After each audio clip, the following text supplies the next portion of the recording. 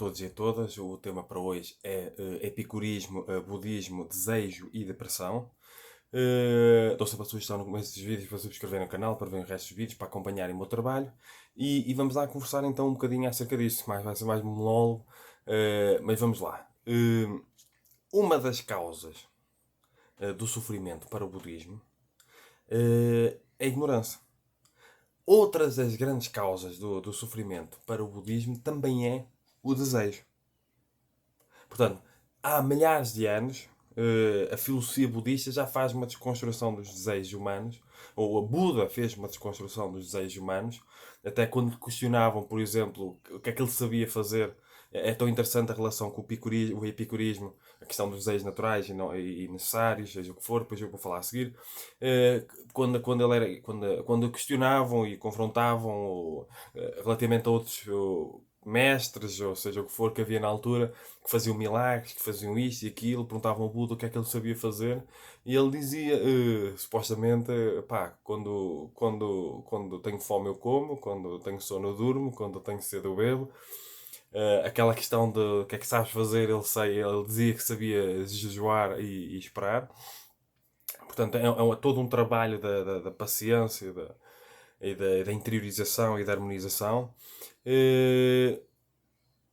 E é interessante a questão da filosofia budista a tratar o desejo e como a relação que existe profunda entre o desejo e a depressão. Eu já falei sobre isto em outros vídeos.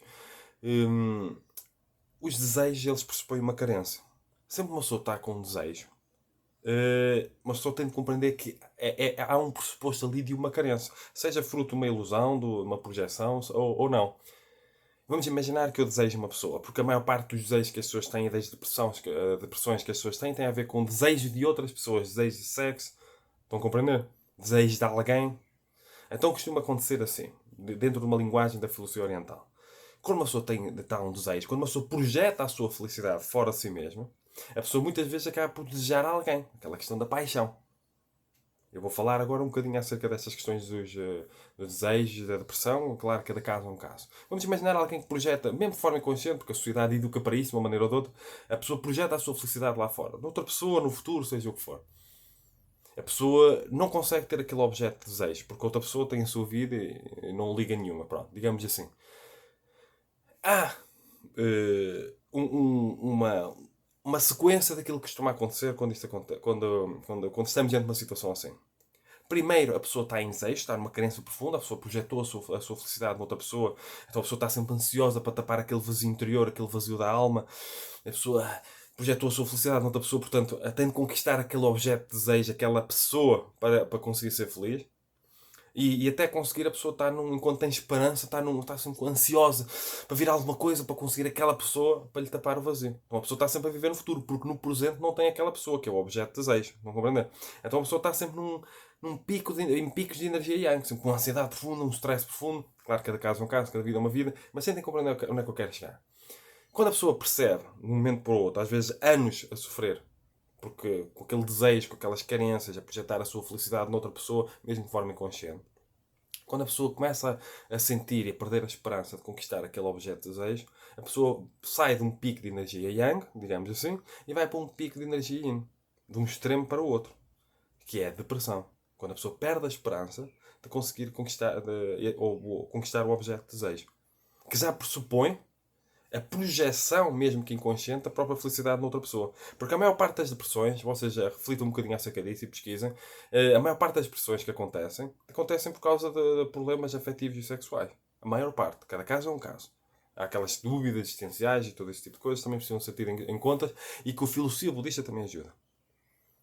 Então, a projeção, mesmo que inconsciente, da própria felicidade noutra pessoa, neste caso, ou neste tipo de casos, criou um desejo relativamente a algo que está fora, um desejo que poderemos dizer não natural e não necessário, o que é natural, mas não é necessário, numa linguagem de filosofia budista. E enquanto a pessoa não conseguiu ou conseguir esse objeto de desejo, a pessoa está com uma ansiedade profunda. Quando a pessoa perde a esperança, a pessoa entra numa depressão. Mas temos que compreender que esse desejo pressupõe uma carência. E essa carência pressupõe muitas vezes uma falta de autoestima, uma falta de autocentragem, uma falta de equilíbrio interior, uma falta de independência emocional. Portanto, é preciso voltar para dentro. Então, a filosofia budista e Buda, seja o que for, ao compreender esta dinâmica, de uma maneira ou de outra. Apesar desta linguagem de energia yang, energia yin, seja o que for, uma linguagem mais chinesa, digamos assim. Só, talvez a fusão do budismo com o taoísmo e a criação de um budismo zen assim, possa entender mais isto que eu estou a dizer. É interessante. Epicuro, um filósofo interessantíssimo. Eu estudei na universidade, mas depois estudei mais a fundo como investigador e descobri que é Epicuro, embora tenha escrito pouca coisa, deixa um trabalho fantástico nessa questão da desconstrução dos desejos humanos.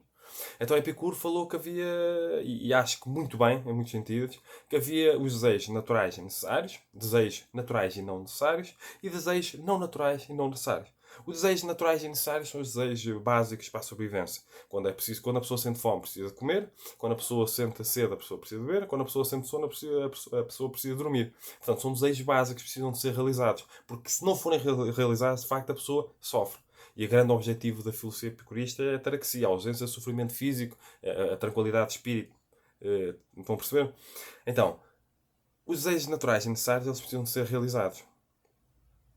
Vejam como há uma desconstrução da filosofia do desejo e como há esta questão, tal como Buda falou, quando lhe questionaram o que é que sabia fazer, ele quando tem sono ele dorme, quando tem fome ele come, quando tem sede ele bebe. Estas questões de desejos básicos, estão a compreender? A filosofia budista é muito mais antiga. Muito mais, 300 anos, digamos assim. E os desejos naturais e não necessários são comer bem, beber bem, estão a ver aquelas comida sofisticada, gourmet, seja o que for. Tem a ver com os desejos naturais, mas não é tão necessário uma pessoa estar sempre a comer bem, a beber bem, digamos assim, porque ou comida sofisticada, ou pronto. O mais importante é uma pessoa garantir a sua sobrevivência. E depois temos os desejos não naturais e não necessários, que são esses que muitas vezes destroem as pessoas. As pessoas destroem-se em busca de desejos não naturais e não necessários. Que é a fama, o dinheiro, o poder, a ostentação, a honra, em praça pública, parecer bem, estatuto social, ter muitas posses, ser muito rico ou muito rica. Às vezes destruindo a saúde e destruindo todos os tipos de relacionamentos para ganhar muito dinheiro.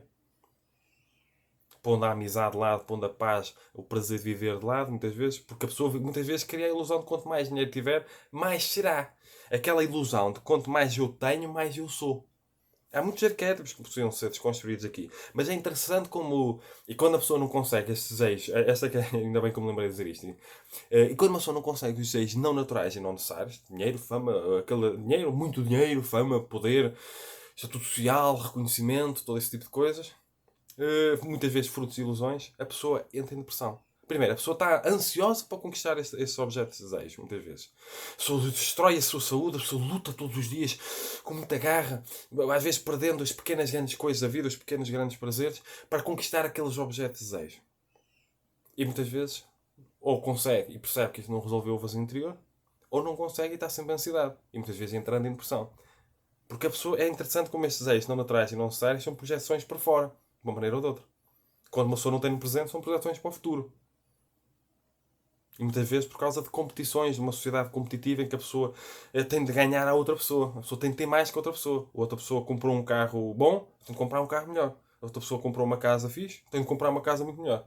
Tem de estar sempre por cima, tem de estar sempre a ganhar. Isto é fruto também de pedagogias competitivas. As pessoas estão sempre a competir umas com as outras. As pessoas não estão a olhar para as outras pessoas centradas em o que é que eu posso fazer para ajudar, muitas vezes, neste ambiente de competição. O que é que eu tenho de fazer para estar melhor do que aquela pessoa, para ser melhor do que aquela pessoa, para me sentir superior àquela pessoa. Isso tem tudo a ver com desejos inconscientes, com arquétipos socioculturais, muitas vezes decadentes, que uma pessoa incorporou desde que nasceu. Então, a criação destes desejos, mesmo de forma inconsciente, são muitas vezes aquilo que mata as pessoas todos os dias. Porque às vezes tem tudo a ver com desejos não naturais e não necessários. Vocês conseguem compreender como se nós unirmos a filosofia epicurista, a filosofia budista, mas vamos encontrar muitas semelhanças. E se uma pessoa for estudar a filosofia taoísta, também vai encontrar muitas semelhanças. No sentido clássico. Pois as coisas ganharam várias vertentes. Então eu sugiro para quem tem problemas de desejos, problemas de desejos profundos, ansiedade, quem tem problemas de depressão, que não apenas pense em soluções medicamentosas, que pense também na filosofia. Que pense em estudar filosofia. Há uma obra muito interessante que é Mais Platão, menos Prozac. Ou mais filosofia, digamos assim, é de Lumarinov. Mais filosofia e menos soluções medicamentosas. Porque às vezes o que a pessoa tem é falta de prazer de viver.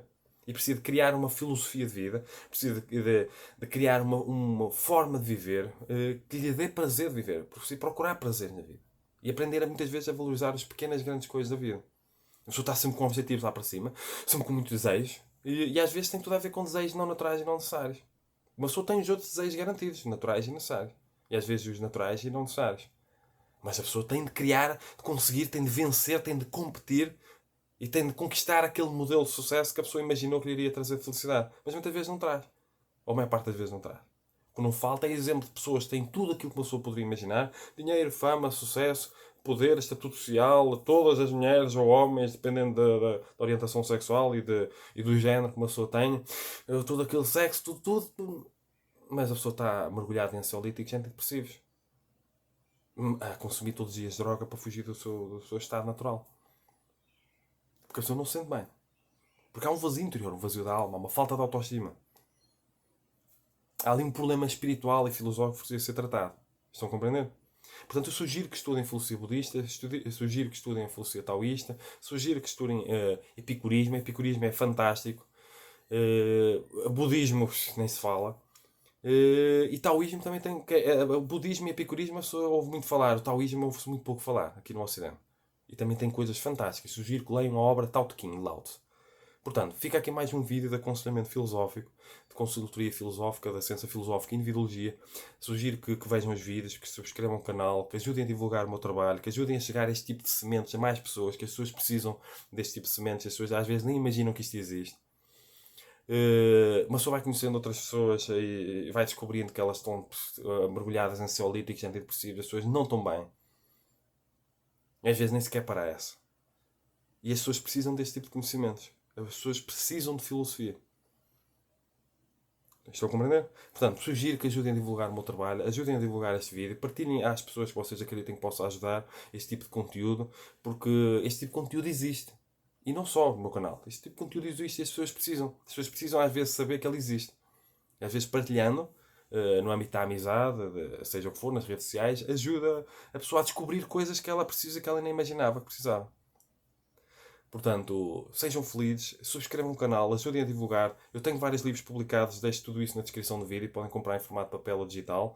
Eu tenho vários cursos que eu dou totalmente online, deixo tudo isso na descrição do vídeo. Sigam-me nas outras redes sociais, que eu tenho Instagram, Facebook, LinkedIn, deixo tudo isso na descrição do vídeo. Se quiserem mesmo contribuir para a sustentabilidade e crescimento do canal, além de subscreverem o canal, comentarem, porem like, que isto é importante para dar visualização, para dar a projeção, podem fazer doações por MBWay ou por IBAN, que eu deixo tudo isso na descrição do vídeo, porque eu faço um ativismo filosófico, um ativismo para uma pedagogia da felicidade, muitas vezes sem ter retorno nenhum. Portanto, há trabalho que eu faço graça, há trabalho que as pessoas podem fazer doações, principalmente se sentirem que eu contribuo para a felicidade delas, para a consciência delas. Podem também adquirir livros em formato papel e em formato digital. Fica aqui um momento de marketing, digamos assim.